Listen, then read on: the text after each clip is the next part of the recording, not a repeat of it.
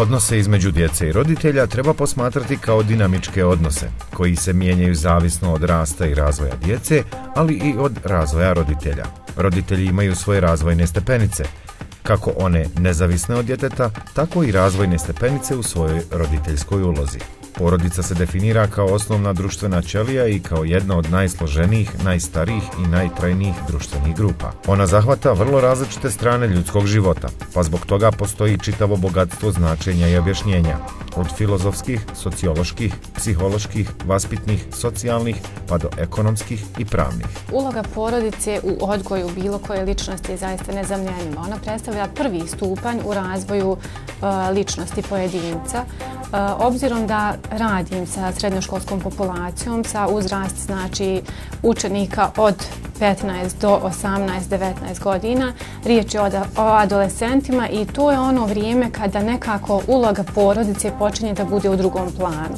Nažalost, u tom periodu nimalo manje bitna ni uloga porodice, ali vršnjaci dolaze na prvo mjesto i oni postaju dominantnije osobe u ličnosti pojedinca. Ono što je jako bitno u tom periodu jeste da porodica ne ostane po strani, da moraju roditelji biti jako tolerantni, razumljivi, da neke stvari koje su im ranije, uslovno reći, smetale kod njihove djece, ovog puta moraju da budu strpljiviji kako ne bi došlo do jaza između porodice i djeteta. U tom periodu imamo sve one negativne oblike ponašanja koji ni u kom slučaju nisu poželjni, a pogotovo u tom uzrasnom dobu. Radi zadovoljavanja različitih potreba i interesa učenika, u školi se izvode i vannastavne aktivnosti. Vannastavne aktivnosti planiraju se školskim kurikulumom i godišnjim planom i programom neposrednih nositelja odgojno-obrazovne djelatnosti u školi. U okviru srednje mješovite škole Gračanica učenici su uključeni u veći broj zastupljenih sekcija. Ja se zovem Mirman Lukic, idem u mašinsku tehničku školu, 3.1, bavim se programiranjem i modeliranjem. To zvuči vrlo komplikovano, stvar nije.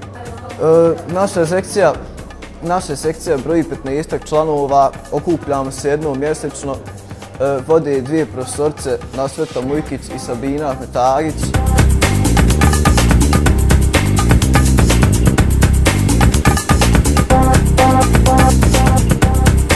Način na koji nam profesorice pomažu da savladamo dato gradivo je tako što nam to pokažu kako se uradi.